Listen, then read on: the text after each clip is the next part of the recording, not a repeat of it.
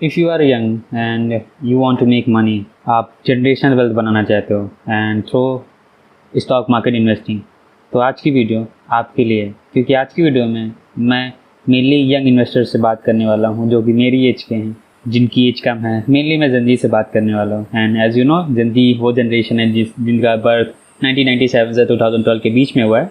तो ऑलमोस्ट आप, अगर आपकी एज 25 से कम है तो आप जनजी में ही आते हो। सो मैं आप लोगों को आज की वीडियो में ना एग्जैक्ट फ्रेमवर्क देने वाला हूँ। इवन तो अगर आपके सभी पैसे नहीं हैं या आपके पैसे आपके पास बहुत कम है, वो मैटर नहीं करेगा।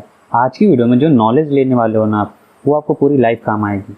मैं आपको एग्जैक्ट फंड्स बताने वाला हूँ, अच्छे स्टॉक के नाम बताने वाला हूँ, आपको एक अच्छी स्ट्रेटजी बताने वाला हूँ कि कैसे आपको इन्वेस्टमेंट करनी चाहिए। क्योंकि मेजॉरिटी लोग इन्वेस्टमेंट तो स्टार्ट कर देते हैं जल्दी, बट वो गलतियाँ करते हैं जिसकी वजह से वो लोग बहुत पीछे हो जाते हैं। सो जितना ज़रूरी है इन्वेस्टिंग जल्दी शुरू करना, उतना ही ज़रूरी है इन्वेस्टिंग सही शुरू करना। तो मेरी इस वीडियो में मैं आपको यही बताऊंगा कि आप वो इन्वेस्टिंग सही कैसे शुरू कर सकते हो। तो वीडियो को आखिर तक जरूर देखिएगा। चलिए वीडियो शुरू करते हैं। वीडियो में आगे बढ़ने से पहले मैं आपसे एक बात शेयर करना चाहता हूँ कि जितने भी लोग मेरी वीडियोस को देखते हैं उसके 90% लोग मेरी वीडियोस तो ज़रूर देखते हैं बट चैनल को सब्सक्राइब नहीं करते हैं। तो अगर आपको मेरी किसी वीडियो से अगर कभी भी थोड़ी सी वैल्यू मिली हो तो प्लीज़ चैनल को सब्सक्राइब करें। एंड मैं आपसे प्रॉमिस करता हूँ कि मैं आपके लिए ही ऐसे अच्छे कंटेंट बनाता रहूँगा। जैसा कि आप मेरे स्क्रीन पर देख सकते हो, वीडियो का टाइटल है कि aggressive growth portfolio for gen Z investor and mainly for under 25 age. अभी इन्वेस्टिंग करने का जो सबसे बड़ा एडवांटेज है हमारे पास, वो हमारा टाइम है। यहाँ पे पैसा नहीं है। हमारे पास जो सबसे बड़ा एडवांटेज है वो है कि हमारे पास टाइम है। हम अभी यंग हैं, ठीक है, एंड हम ज़्यादा टाइम दे सकते हैं कंपाउंडिंग को होने के लिए। क्योंकि कंपाउंडिंग में दो चीज़ें काम करती हैं, कंसिस्टेंसी आएगी एंड उस कंपाउंडिंग के लिए टाइम चाहिए। जितना ज़्यादा आप कंपाउंड होने के लिए टाइम दोगे उतनी ज़्यादा आप वेल्थ बना पाओगे। उसमें आपका अमाउंट मैटर नहीं करेगा कि आप कितना अमाउंट इन्वेस्ट कर रहे हो, मैटर ये करेगा कि उससे आप कितने समय के लिए मार्केट में इन्वेस्टमेंट रख रहे हो। अगर कोई 22 साल की उम्र से इन्वेस्टिंग स्टार्ट कर देता है और वो 5,000 रुपये की पर मंथ इन्वेस्टिंग करता है एंड उसे सिर्फ 14% का रिटर्न आता है CAGR बेसिस पे, वो उससे ज़्यादा पैसे बनाएगा जिसने इन्वेस्टिंग अपनी 32 साल की उम्र में शुरू करी है विद द सेम अमाउंट। ठीक है, मानिए उसने जो लेट शुरू कर रहा है वो भी 5,000 की SIP करेगा जब तो उससे स्टार्ट करेगा। लेकिन मेन रीज़न क्या आएगा डिफरेंस का, वो आएगा टाइम। क्योंकि जो 22 साल से जिसने स्टार्ट करी है उसने मार्केट को ज़्यादा टाइम दिया है रदर देन जिसने 32 की उम्र एज से शुरू किया है। तो इसीलिए मार्केट में ना जितना टाइम रुक सकते हो, जितना टाइम दे सकते हो, उतना टाइम आपको देना चाहिए। सो पहले मैं ना आपको भी बताता हूँ कि पावर ऑफ स्टार्टिंग अर्ली। किसी आप जल्दी स्टार्ट करके ही ना 99% लोगों को पीछे छोड़ सकते हो। कैसे? तो मानिए कि आप 5,000 की SIP करते हो पर मंथ एंड लंबे समय तक आप उसे करते जा रहे हो और आपको उसमें 14% का रिटर्न आ रहा है। सो अगर आपने 22 साल की उम्र से शुरू करी एंड आप मानते हो कि आप 45 की एज में रिटायरमेंट लेने वाले हो, तो आपका पैसा लगभग 23 ईयर्स मार्केट में रहा। तो फाइनल कॉर्पस जो आपको बनेगा वो 1.63 करोड़ बनेगा, मतलब 1,63,00,000 रुपये बनेंगे। सिर्फ आपने 22 साल की उम्र से शुरू किया है। मानिए वहीं पे कोई है जो कि आप 22 साल से नहीं शुरू करता, वो 28 साल से आपसे 5 साल बाद शुरू करता है। वो भी 5,000 रुपये पर मंथ SIP करता है और 45 की एज तक करते रहता है। तो उसका पैसा कितने समय तक मार्केट में लगा रहा? Almost 17 years. तो एट द एंड उसके पास कॉर्पस बनेगा वो 85 लाख का बनने वाला है। तो आपके कॉर्पस है जस्ट हाफ, एंड वो सिर्फ कितना आपसे 5 साल बाद शुरू किया। 5 साल बाद सिर्फ लेट होने से उसका जो आप कॉर्पस है वो हाफ हो गया। ये दूसरा केस हुआ। तीसरा केस, मानिए कोई थर्ड पर्सन है, वो आपसे 10 साल बाद शुरू करता है। वो 10 साल डिले करके वो 32 की एज से इन्वेस्टिंग स्टार्ट करता है। 5,000 रुपये की इन्वेस्टिंग करता है जैसे कि आप लगा रहे हो, एंड वो भी 45 की एज तक लगाते रहता है। तो उसका पैसा सिर्फ मार्केट में 13 साल के लिए लगा रहा। तो एट द एंड जो उसका कॉर्पस बनने वाला है वो सिर्फ 52 लाख का बनेगा। तो आप खुद देखो, आपके कॉर्पस से 1/3 अमाउंट सेम हो रहा है। यहाँ पे वो भी 5,000 की कर रहा था, आप भी 5,000 की कर रहे थे। बस मेन डिफरेंस क्या हुआ कि आपने थोड़ा सा आपने उनसे अमाउंट ज़्यादा इन्वेस्टमेंट की, बट उससे ज़्यादा इंपॉर्टेंट ये था कि आपने उनसे ज़्यादा मार्केट में समय दिया। मार्केट में आपने उनसे ज़्यादा समय तक आप इन्वेस्टमेंट रहे, इस वजह से आपका पैसा ज़्यादा ग्रो हुआ। तो ये मेरा मेन रीज़न होता है सब लोगों को बताने का कि आपको इन्वेस्टिंग जल्दी शुरू क्यों करनी चाहिए। क्योंकि जल्दी स्टार्ट करके आप बहुत ही सिंपल वे में ज़्यादा अमाउंट बना सकते हो। आइए मत सोचो कि अभी मेरे पास पैसे नहीं हैं तो मैं अभी इन्वेस्टमेंट नहीं करता हूँ, जब आगे चल के पैसे होंगे तब मैं स्टार्ट करूँगा। मेजॉरिटी मेरे सारे दोस्त यही बोलते हैं, बट ऐसा नहीं है। आपके पास जितना भी है आप जितना इन्वेस्टमेंट कर सकते हो, 500, 1,000, 2,000 जितना भी कर सकते हो आपको उतना करना चाहिए। ये नहीं कि मैं 1 लाख रुपए से इन्वेस्टमेंट करूँगा, 2 लाख से करूँगा, 10 लाख से करूँगा, 1 करोड़ से करूँगा। ऐसा नहीं है, जितना है उससे स्टार्ट करो। वॉरेन बफेट सर ने भी जितना उनसे हुआ था उतने से इन्होंने स्टार्ट कर दी थी, इसीलिए वो आज वर्ल्ड के सबसे रिचेस्ट मैन में से एक हैं। तो मैं ये नहीं कहता ना कि आप बहुत बस वेट ही करते रह जाओ एंड कभी आप इन्वेस्टमेंट ही ना कर पाओ, क्योंकि अगर आपको करना होगा तो आप अभी करोगे एंड वरना नहीं करना होगा तो आप कभी भी नहीं करोगे। मेरी इस बात को ज़रूर ध्यान रखिएगा। अब आपको एक रियलिटी चेक बताता हूँ। ये जो हमारी जनरेशन है ना, ये पूरे हमारे हिस्ट्री की मोस्ट फाइनेंशियली अवेयर जनरेशन है। हम लोग से ज़्यादा जितनी फाइनेंस की नॉलेज अब की जनरेशन में है उतनी नॉलेज पिछली जनरेशन में किसी के पास नहीं थी। तो ये हमारे लिए एज अ ब्लेसिंग है, क्योंकि अब इतनी ज़्यादा फाइनेंशियल चीज़ें बढ़ती जा रही हैं। हाँ, इससे निगेटिव साइड भी है बट पॉजिटिव साइड भी है कि अब लोगों को पता है कि स्टॉक मार्केट इन्वेस्टिंग क्या होती है, तो थोड़ा कैसे पैसे आपको पैसे कहाँ का रखने चाहिए, एफडी में पैसे नहीं रखने चाहिए, ये सारी चीज़ें आपको पता चले। तो यही मानिए कि अभी हमारी जो जनरेशन है वो सबसे ज़्यादा फाइनेंशियली लिटरेट जनरेशन है। लेकिन इसमें एक खास तो ये है कि हमारे जो जितने भी जनजी हैं उनका जो 55% पॉपुलेशन है वो पे चेक टू पे चेक रहती है। मतलब कि वो अपनी सैलरी पे ही डिपेंड रहते हैं। उनकी सैलरी आती है मंथ के स्टार्टिंग में, मंथ के ख़त्म होते होते सारी सैलरी ख़त्म हो जाती है एंड देन फिर वो अपनी नेक्स्ट सैलरी का वेट करते हैं एंड कभी भी उनके पास कोई कॉर्पस नहीं बन पाता। क्योंकि हाँ फाइनेंशियली हम लोग को पता है कहाँ इन्वेस्टमेंट करनी, बट हम लोग ना इन्वेस्टमेंट नहीं करते हैं। हम लोग अपने खर्चे बहुत बढ़ाते जा रहे हैं, लाइफ स्टाइल इन्फ्लेशन में बहुत लगे रहते हैं, इस वजह से हमारे साथ ऐसा होता है। अब आपको कुछ इन्वेस्टिंग के ट्रूथ बताता हूँ, इन्वेस्टिंग के फैक्ट बताता हूँ। सबसे पहले लॉन्गर टाइम होराइजन, मतलब आप ज़्यादा रिस्क ले सकते हो। मेरी इस बात को ध्यान रखिएगा, जितना ज़्यादा आपके पास टाइम है इन्वेस्टमेंट करने के लिए आप मार्केट में उतना ज़्यादा रिस्क ले सकते हो, उतना ज़्यादा आप इक्विटी में एक्सपोजर ले सकते हो। मतलब जितना बड़ा टाइम होराइजन है आपका उतना ज़्यादा आपकी रिस्क कैपेसिटी है, जितना आपकी रिस्क कैपेसिटी है उतना ज़्यादा आप इक्विटी में एक्सपोजर ले सकते हो। पहला एडवांटेज होता है जल्दी स्टार्ट करने का। दूसरा ये है कि small amount compounded early beat large amount which is invested letter.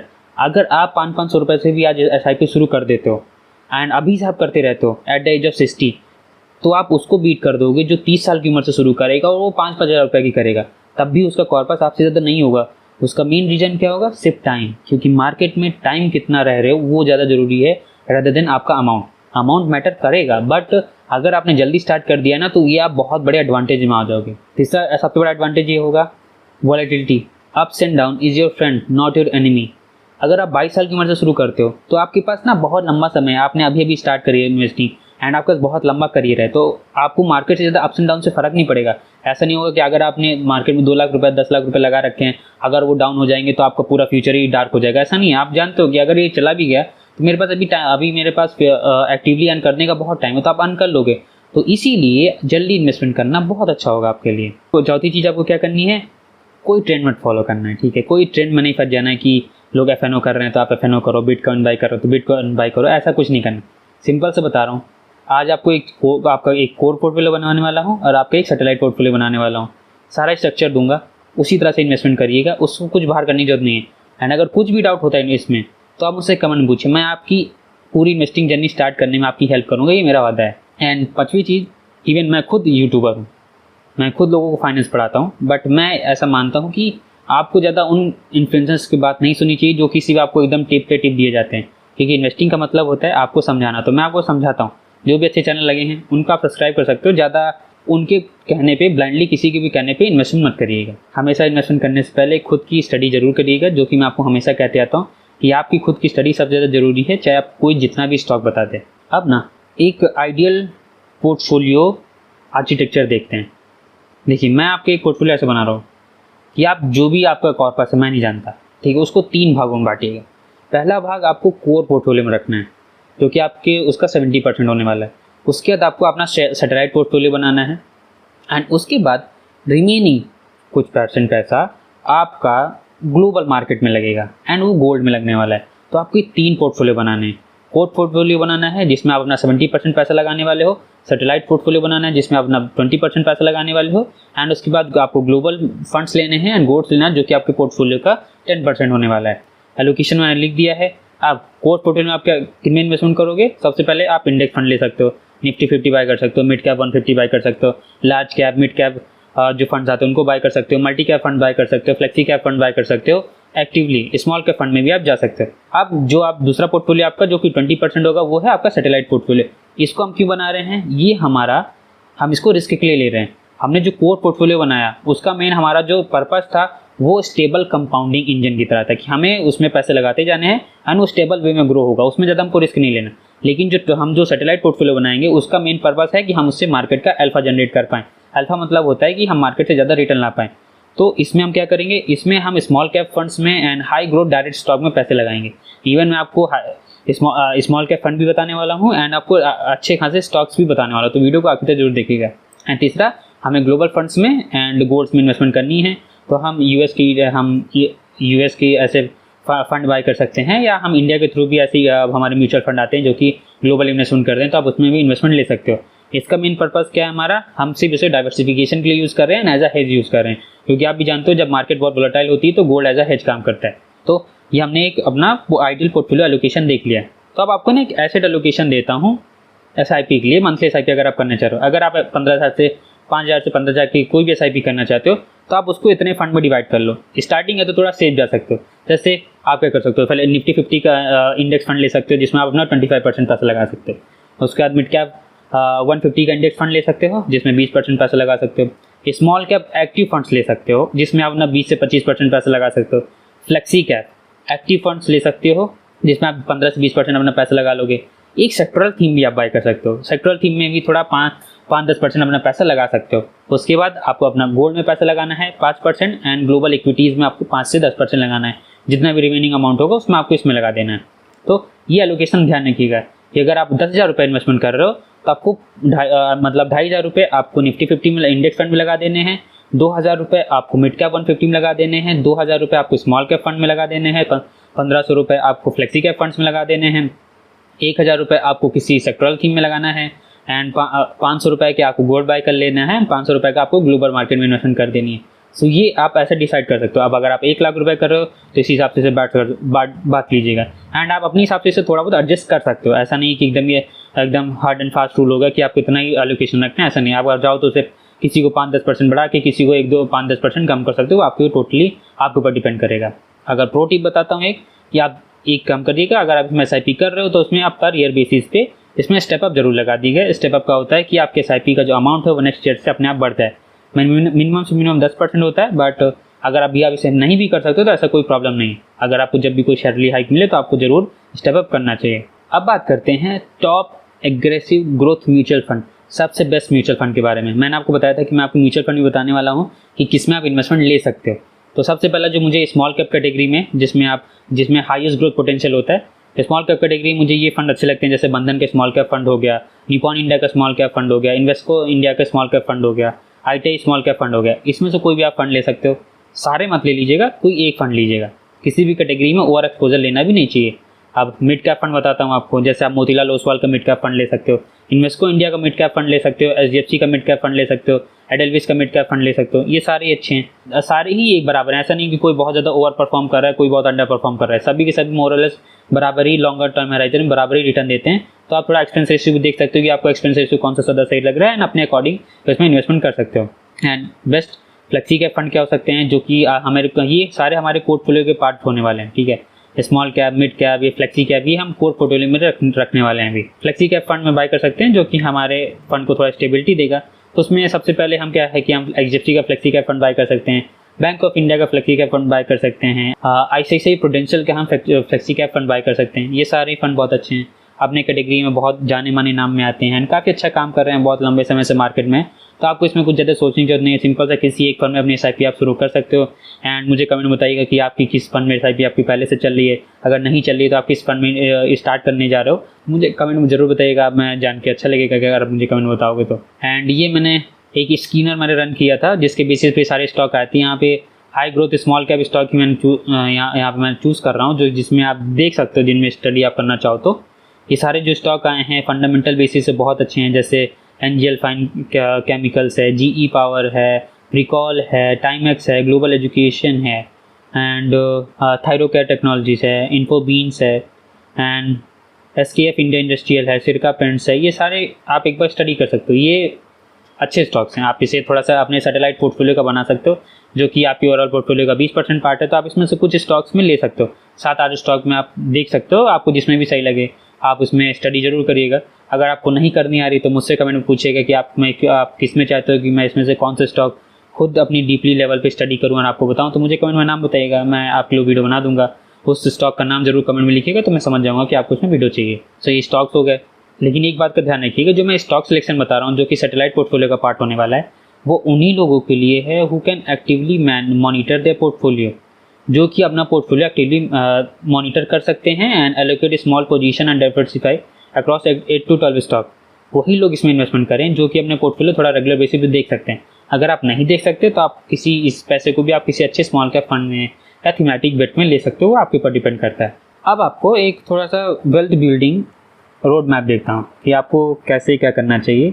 3 phases में रखिएगा। सबसे पहले फाउंडेशन। अगर आपकी एज 18 से 22 के बीच में है, इसके बीच में अगर आपकी एज है, तो सबसे पहले आपको क्या करना है, आपको 3 मंथ का अपना एक इमरजेंसी फंड बनाना। जितना भी आपका अमाउंट है, अभी आपके खर्चे तो कम ही होंगे, तो उसी बेसिस पे जितना भी आप मंथली खर्चे करते हो उसे 3 से मल्टीप्लाई कर दीजिएगा। मंथली 10,000 खर्चे करते हो तो वो 3 टाइम मल्टीप्लाई करो तो मतलब आपको इमरजेंसी फंड होगा 30,000 का होगा। उससे आप पहले अपना एक इमरजेंसी फंड बनाएंगे एंड उससे आप सेविंग अकाउंट में भी चाहे रख सकते हैं, बट मत रखिएगा एंड मैं रिकमेंड करूँगा कि आप उसे लिक्विड फंड्स में रखें। उसके बाद आपको क्या करना है, आपको अपनी SIP शुरू करनी है, इवन चाहे 500 से 1,000 के बीच की, तब भी आपको करना है, क्योंकि here your habit matter more than your amount. यहाँ पे आपका हैबिट मैटर कर रहा है, क्योंकि इससे आप अगर एक बार SIP आप शुरू करोगे तो आपको एक हैबिट डेवलप होगी कि हाँ आपको इन्वेस्टमेंट करनी चाहिए एंड आपका एक साइकोलॉजिकल बेसिस पे आप अच्छे इन्वेस्टर बनने लगोगे। तीसरी चीज़ आपको क्या करनी है, सिंपल सा अपना KYC आपको कंप्लीट करना है, अपना डीमैट अकाउंट खोलना है, म्यूचुअल फंड का अकाउंट खोलना है एंड आपको निफ्टी 50 से इंडेक्स फंड से आपको अपनी SIP शुरू कर देनी है, क्योंकि सबसे सिंपल है, low cost and most effective method है। सो फर्स्ट स्टेप क्या हुआ, अपना डीमैट अकाउंट आपको बनाना है, 500,000 रुपये से निफ्टी 50 के इंडेक्स फंड में SIP शुरू कर देनी है। दूसरा चीज़, अगर आप 22 से 25 के बीच में क्या करना है, अब इस बीच में क्या होगा कि आपकी जॉब लग जाएगी, आपकी सैलरी बढ़ सकती है, सारी चीज़ें होंगी, ठीक है। यहाँ पे आपको क्या करना है, आपको अपनी SIP को बढ़ाते जाना है, जैसे जैसे आपकी इनकम होगी, इनकम जैसे जैसे बढ़े वैसे वैसे अपनी SIP बढ़ाना है, स्टेप अप कर देना है and step up is non negotiable. याद रखिएगा, जैसे जैसे सैलरी बढ़े वैसे वैसे आपको अपनी SIP जरूर बढ़ानी है। और आप क्या करना है, जैसे कि पहले से ही आप आप निफ्टी 50 के इंडेक्स फंड में इन्वेस्टमेंट करते आ रहे हो, अब क्या करना है, अब आपको अपने पोर्टफोलियो में एक स्मॉल कैप फंड ऐड करना है एंड एक थीमेटिक फंड ऐड करना है। स्मॉल कैप फंड मैंने आपको बता चुका है एंड थीमेटिक फंड भी मैं इससे पहले वाली वीडियो में बता चुका हूँ, जिसका लिंक मैं आपको डिस्क्रिप्शन में दे दूंगा। उसमें मैंने रियल एस्टेट इंफ्रास्ट्रक्चर सेक्टर के सबसे 3 बेस्ट थीमेटिक फंड मैंने फंड्स बताए थे, उसमें से किसी एक भी आप फंड में ले सकते हो, तो वो आपको एक थीमेटिक बेट हो जाएगी एंड आपको एक स्मॉल कैप फंड में इन्वेस्टमेंट शुरू कर देनी है। एंड आप अभी भी क्या और क्या कर सकते हो, आप 2 या 3 किसी अच्छे स्टॉक में, जो मैंने आपको लिस्ट दी उसमें से 2-3 अच्छे स्टॉक निकालिएगा, उनके अच्छे लेवल स्टडी करिएगा एंड अगर आपको सही लगे तो उसमें से 2-3 स्टॉक में आप उससे अपना सैटेलाइट पोर्टफोलियो बनाना शुरू कर सकते हो। अभी तक तो हम सिर्फ अपना कोर पोर्टफोलियो बना रहे हैं, लेकिन आप अब क्या करना है, हम धीरे धीरे अपना सैटेलाइट पोर्टफोलियो भी बनाएंगे, क्योंकि इससे हमें अल्फा जनरेट करना है।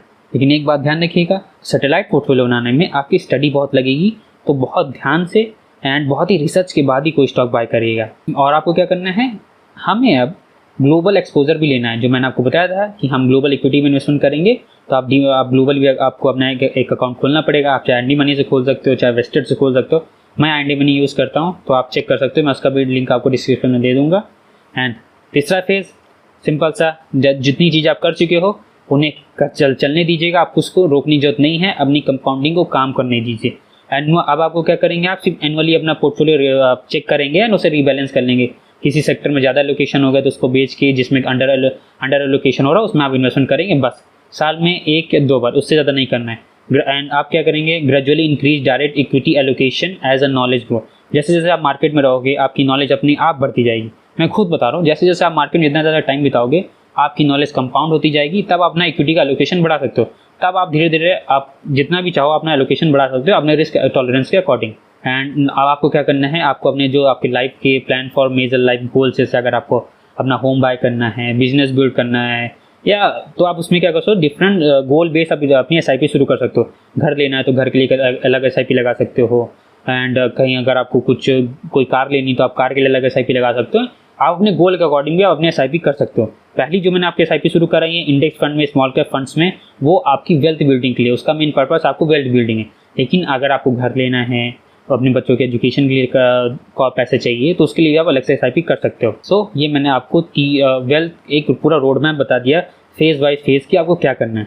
पहले सिंपल से स्टार्ट करना है, पहले एकदम बेसिक, देन अच्छा खासा हमको बहुत ही एग्रेसिवली इन्वेस्टमेंट करना है। तीसरा स्टेज, बस जैसे आप साइकिल चलने लगी उसे चलने देना है, उसे तोड़ना नहीं। मैं आपको ना एक ये मेरी मैथ जरूर सुनिएगा, कंपाउंडिंग आपको एक मैथ बताता हूँ। Why gen Z win. अगर आप जल्दी स्टार्ट करते हो ना तो आपसे ज़्यादा पैसे कोई नहीं बनाएगा। मैं मानता हूँ कि हाँ आपको इन्वेस्टिंग बहुत बोरिंग लगेगी, कोई भी मज़ा नहीं आएगा इन्वेस्टिंग में, आपको लगेगा क्या मैं सच में इन्वेस्टिंग कर रहा हूँ कि नहीं कर रहा हूँ। लेकिन मैं रियल बताता हूँ, यही आगे चल के जब आप 35-40 साल के होगे तो आपको पता चलेगा कि ये आपकी लाइफ का सबसे बेस्ट डिसीजन रहा है। मानिए जो हम लोग जल्दी स्टार्ट कर रहे हैं, हम 5,000 रुपये पर मंथ की SIP करते हैं, 22 की एज से स्टार्ट कर रहा हूँ, एंड मेरा इसमें जो मैं रिटायरमेंट की एज जो मैं ले रहा हूँ वो 60 मान रहा हूँ, ठीक है। कि हम अगर मानिए हम 60 साल की उम्र तक इन्वेस्टमेंट करते जाते हैं, अब 22 साल की उम्र से मैंने 5,000 की SIP शुरू करी एंड मैं उसे 60 साल की उम्र तक कंटिन्यू करता हूँ। सो मेरा जो फाइनल कॉर्पस बनेगा ना वो 6.6 करोड़ होगा, जो कि बहुत है और मुझे अगर उसमें 14% की रिटर्न आ रही है, ये सबसे अच्छी है कि आपको इससे ज़्यादा भी रिटर्न आ सकती है। अगर जब जैसे मैं बता रहा हूँ, अगर आप ऐसे करोगे तो आपको 16-17% रिटर्न आ जाएगी। एंड आप जाके खुद SIP कैलकुलेटर में चेक कर सकते हो, सिर्फ 1-2% की रिटर्न बढ़ने से ना आपका कॉर्पस में जो अमाउंट है ना वो 2-3-4 करोड़ अपने आप बढ़ जाएगा। तो आप जाके खुद से करना। लेकिन अगर मिनिमम आपको 14% की भी रिटर्न आई तो आपका जो कॉर्पस बनेगा वो 6.6 करोड़ होगा। एंड अगर आपने 28 की उम्र से शुरू करते हो 5,000 की SIP, तो आप जो एट द एज ऑफ 60 आपके पास 3 करोड़ का कॉर्पस होगा। एंड अगर आप एकदम लेट शुरू करो, आप 30 के बाद शुरू कर रहे हो, 32 की उम्र में शुरू कर रहे हो, एट द एंड आपके जब आप 60 की उम्र के होगे तो आपके पास 1.8 करोड़ का कॉर्पस होगा। तो आप खुद देख सकते हो, सिर्फ आपने 10 साल वेट किया एंड आपको जो कॉर्पस है ना वो 3.5 टाइम्स कम हो गया। तो इसीलिए कंपाउंडिंग सबसे बेस्ट चीज़ है, जितनी जल्दी स्टार्ट कर सकते हो उतनी जल्दी शुरू कर दीजिएगा। वीडियो खत्म करने से पहले मेरी एक वार्निंग जरूर सुन लीजिएगा, ये आपको एकदम जो पूरी तरह से फॉलो करना है। अगर इसे फॉलो नहीं किया तो पैसे लूज कर दोगे, चाहे जितनी जल्दी स्टार्ट करो। सबसे पहली चीज़, never stop your SIP during a market crash. पहला रूल आपको बनाना है, आप कभी भी अपनी SIP नहीं रोकोगे, चाहे मार्केट में जो हो जाए, जैसा चल रहा है चलने दो, कुछ देखने की जरूरत नहीं है। एंड अगर पॉसिबल हो सके तो क्रैश के समय जितना बाय कर सकते हो उतना बाय कर लेना, बाय द डिप।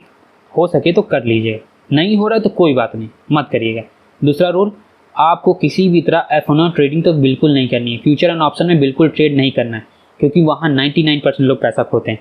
मैंने कभी ट्रेडिंग नहीं करी तो मैं उतना आपको इसको बताने के लिए कैपेबल भी नहीं हूँ, बट मैं जितना मैंने पढ़ा उसके अकॉर्डिंग आपको ये नहीं करना चाहिए। अगर आप कर रहे हो तो फिर आप अपने इन्वेस्टिंग करियर को बहुत पीछे ले जा रहे हो।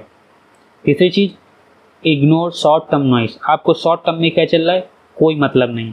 चौथी चीज़, आपको टैक्स समझना है, टैक्स को अच्छे समझिएगा। जैसे कि अभी LTCG क्या है 12.5% का है, और शॉर्ट टर्म कैपिटल गेन क्या है 20% का है। एंड एक बात और क्या है कि अगर आप पर ईयर आपको फ्री में 1.25 लाख का प्रॉफिट बुक कर सकते हो जिसमें आपको टैक्स नहीं लगेगा। तो ये सारी चीज़ें पता करके रखिएगा, ठीक है। सारे टैक्सेस के जो टर्म है वो पता करके रखिएगा। अगर नहीं पता है तो मुझसे कमेंट में बताइए, तो मैं उस पर अलग से जितने भी मार्केट में टैक्सेस लगते हैं मैं उसकी वीडियो आपके लिए अलग से बना दूंगा। पाँचवीं चीज़, जैसे जैसे अगर आप जब सैलरी क्लास हो जाओगे तो आपको ELS फंड भी लेने पड़ेंगे। ELS फंड क्या होते हैं, इक्विटी लिंक सेविंग स्कीम होती हैं। ये क्या होता है, ये आपको कुछ बेनिफिट प्रोवाइड करते हैं आपको टैक्स बचाने में, तो आप इनको भी देख सकते हो।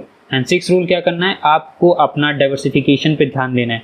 ग्लोबल इक्विटी में पैसा लगाना है, किसी भी कैटेगरी में ओवर एलोकेशन बिल्कुल नहीं करना है। तो ये 6 बातों का हमेशा ध्यान रखिएगा। एंड जैसा कि मिलन अग्रवाल जी ने कहा था, जो कि फिनसेफ इंडिया के फाउंडर हैं, वो कहते हैं कि wealth building take time, do not stay swayed by trading product. वो कहते हैं वेल्थ बनाने में टाइम लगता है, ये जो छोटे छोटे ट्रेडिंग प्रोडक्ट हैं इनके चक्कर में रह के अपनी वेल्थ मत बर्बाद कर लेंगे। ये काफ़ी डीप थॉट है एंड इस पर रिसर्च करिएगा। तो आज की वीडियो यहीं तक। अगर वीडियो अच्छी लगी है, लगा है मैंने कुछ वैल्यू डिलीवर करी है, कुछ सिखाया है, तो वीडियो को लाइक करिएगा। स्टॉक मार्केट इन्वेस्टिंग से रिलेटेड कुछ भी डाउट है तो मुझसे आप कमेंट में पूछ सकते हो। तब तक के लिए this is Ankit Singh signing off, bye bye.